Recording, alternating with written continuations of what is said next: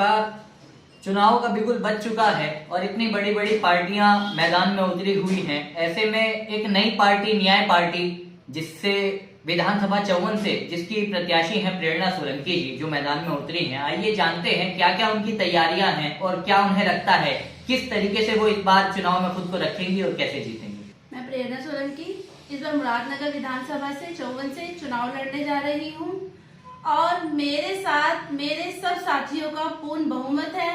साल भर से मैं अपने क्षेत्र में सक्रिय हूँ। मैंने ये देखा है कि लोगों की क्या क्या दिक्कतें हैं। हमारे इस मुरादनगर क्षेत्र में लोगों की इतनी दिक्कतें हैं कि शायद कोई जानना ही नहीं चाहता और करना नहीं चाहता। तो मैं तो अपनी जनता के बीच रह के जनता की दिक्कतों को दूर करने के लिए यहाँ तक मैंने अपना कदम उठाया है और मेरे साथ जनता का पूरा समर्थन भी है। हमारे इस क्षेत्र में बहुत सारी दिक्कतें हैं। उन दिक्कतों में एक तो शिक्षा के लिए लड़कियों के लिए इतनी अच्छी स्कूलों की व्यवस्था नहीं है कि लड़कियां स्कूल में जाएं और पढ़े। आधे लोग तो अशिक्षित ही रह जाते हैं। शिक्षा ही नहीं होगी तो देश का विकास कैसे होगा। नंबर 2, हमारे इस मुरादनगर विधानसभा के क्षेत्र में रास्तों की बहुत दिक्कतें हैं। आने जाने की इतनी दिक्कतें, कोई महिला अकेली बाहर नहीं आ जा सकती क्योंकि कोई साधन की व्यवस्था नहीं है। नंबर 3, पानी की निकासी। लोगों का मतलब इतना बुरा हाल है कि पहले अपने घर के बाहर गड्ढे करते हैं, फिर उन गड्ढों में पानी भरते हैं और फिर उन्हें निकालते हैं। तो हमारी ये योजनाएं जो हमें सरकार देती है वो हमें सब लोगों तक पहुंचानी है। नंबर 2, कि हमें अपनी जनता का, हम चुनाव लड़के जब हम आते हैं विधायक बन के, हमारा कर्तव्य क्या है? हमारा कर्तव्य है अपनी जनता की जो दिक्कतें हैं उन्हें दूर करना। वो दिक्कतें कब दूर होंगी? जब हम उन दिक्कतों को जानेंगे। कोई भी विधायक जनता के बीच में जाने को तैयार नहीं है। आज जनता की शिकायत ही यही है कि जब वोट लेनी होती है तो सब आते हैं, लेकिन उसके बाद पता नहीं कहाँ है सब। 5 साल बाद दोबारा याद आती है जनता की। जनता को इस टाइम शिकायत ही यही है। जनता तो ये कह रही है कि हम वोट नहीं देंगे, लेकिन अगर उन्हें एक ऐसा प्रत्याशी मिल जाए कि जो उनकी सुने तो वो उसे वोट देने को भी तैयार है। लेकिन जनता चाहती है कि हमारे बीच आओ, रहो, हमारी दिक्कतों को जानो और हमारा काम करो। आपने लड़कियों की शिक्षा की बात करी और उनके सुरक्षा की बात करी। अभी इधर कांग्रेस से प्रियंका गांधी ने कहा है कि लड़की हूँ लड़ सकती हूँ। वो भी लड़कियों के लिए या महिलाओं के लिए काम कर रहे हैं, शिक्षा पे काम कर। लेकिन आप ऐसा क्या काम करना चाहती हैं जो आपको लगता है कि अभी नहीं हो रहा और आपके आने से वो हो जाएगा? इलाज भी फ्री होना चाहिए। मैं आपको एक बार बताना चाहती हूँ, लड़की हूँ लड़ सकती हूँ, उसके लिए लड़कियों का आना बहुत जरूरी है।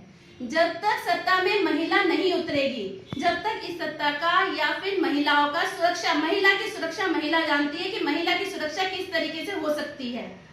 सारे रास्तों में प्रॉपर लाइट की व्यवस्था होनी चाहिए कि जो भी निकल रहा है, आप मुरादनगर क्षेत्र में मैं कहती हूँ जाइए और वहां का दौरा करिए। दौरा करके देखिए, वहां दूर दूर तक कोई लाइट नहीं है। 5 बजे के बाद सर्दियों के मौसम में कोई बाहर नहीं निकल सकता। आप लेडीज की बात करें, जेंट्स नहीं निकल सकते। जेंट्स को भी इतनी दिक्कत होगी क्योंकि वहाँ लाइट की कोई व्यवस्था ही नहीं है। अभी कुछ दिन पहले 5-6 बजे की बात है, एक एक्सीडेंट हुआ सिर्फ किस लिए कि बाइक में एक लाइट नहीं थी, आमने सामने सड़क पे कोई लाइट नहीं थी। वो हादसा हुआ, आमने सामने टक्कर हुई और दोनों वहीं ऑन द स्पॉट। तो जनता के बीच में रह के और जनता के लिए वर्क करो, जनता की दिक्कतों को समझो। और जागरूकता आजकल बहुत है। आजकल सब जागरूक हैं कि हमें वही चाहिए जो हमारा काम करे। जितनी भी पार्टियां हैं सब किसानों को लेके बहुत काम कर रही हैं और सपा में जो है अध्यक्ष अखिलेश यादव ने भी जो है अन्न की शपथ ली है कि हम इस बार जो किसानों पर अत्याचार करने वाले हैं उन्हें हराएंगे। तो किसानों को लेकर आपको क्या लगता है कि आप क्या करेंगे, क्या रणनीति? किसानों के लिए देखिए, किसानों को पानी कितनी दिक्कत है कि आजकल ट्वेल चलती है, लाइट की व्यवस्था नहीं है। गरीब के लिए तो वही चीजें रह जाती है सब। तो पानी की व्यवस्था बहुत जरूरी है। उसके लिए किसान को एक तो बिजली फ्री जरूर होनी चाहिए। बिजली फ्री क्यों होनी चाहिए? किसान के पास बहुत मेहनत करता है, इतना पैसा नहीं है उसके पास कि वो बहुत छोटे लेवल पे काम करता है। उसको उसकी इतनी तरक्की नहीं मिल पाती जितनी उसे मिलनी चाहिए। अगर वो आज गन्ना काट रहा है तो उसकी पर्ची उसे 1 साल बाद मिलती है, तो उसे मिल क्या रहा है? तो किसान के बारे में सोचना बहुत जरूरी है। किसान के बारे में एक रोजगार की इतनी दिक्कतें हैं।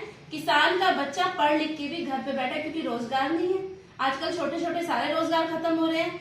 तो आज के टाइम में तो हमें सोचने की और विचारने की बहुत जरूरत है, जनता के लिए, जनता के बीच में रह के। और सबसे बड़ी बात मैं एक कहना चाहती हूँ कि आप कुछ फ्री मत दीजिए, शिक्षा और स्वास्थ्य। अगर आप शिक्षा और स्वास्थ्य फ्री दे देते हैं और जन जन तक शिक्षा पहुंच जाती है तो हमारे इस भारतवर्ष का तो अपने आप ही विकास हो जाएगा। ये अमेरिका जब बनेगा जब हम लोग इसमें शिक्षा, एक तो व्यक्ति सही रहेगा, वो स्वस्थ रहेगा, और दूसरा शिक्षा। शिक्षा तो सभी जागरूक करती है। हम अपने समर्थक को, हर चीज को चुनने की एक रणनीति हमारी कैसे बनेगी? जब हम शिक्षित होंगे, हमें हर चीज के बारे में ज्ञान होगा।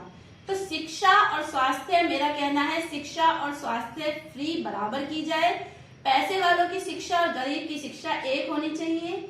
गवर्नमेंट स्कूल की इतनी सुविधा होनी चाहिए, मेरे ख्याल से सब जितने भी पैसे वाले लोग हैं उनके बच्चे भी गवर्नमेंट में ही पढ़ने चाहिए। अगर शिक्षा एक जैसी हो जाएगी तो देश अपने आप बढ़िया चलने लगेगा। आपने शिक्षा की बात की है, लेकिन जो लोग शिक्षित हैं वो रोजगार को लेके दुखी हैं। पहले तो लोगों के पास शिक्षा नहीं है और जिनके पास शिक्षा है उनके पास रोजगार नहीं। तो रोजगार को लेके आप क्या करेंगे? रोजगार के लिए तो हमें नई नई नीतियां बनानी पड़ेंगी। नई नई नीतियां जब बनेंगी, जब पढ़े लिखे लोग आएंगे, नई नई कंपनियां लगानी पड़ेंगी, नए नए रोजगार तो हमें निकालने। मैं सरकार से एक यही कहना चाहती हूँ, देखिए मेरी किसी से कोई लड़ाई नहीं है, मेरी एक जनता के लिए लड़ाई है कि आप सब जनता के लिए सोचिए, विचारिए। आज जो हमारी सरकार चल रही है इसमें रोजगार की बहुत कमी है। इसमें रोजगार, छोटे छोटे उद्योग बंद कर दिए। अगर छोटे छोटे आपने उद्योग बंद कर दिए तो उनकी व्यवस्था ऐसी की जाए कि उन्हें आगे और व्यवस्थित तरीके से कहीं अलग जगह जॉब मिल जाए।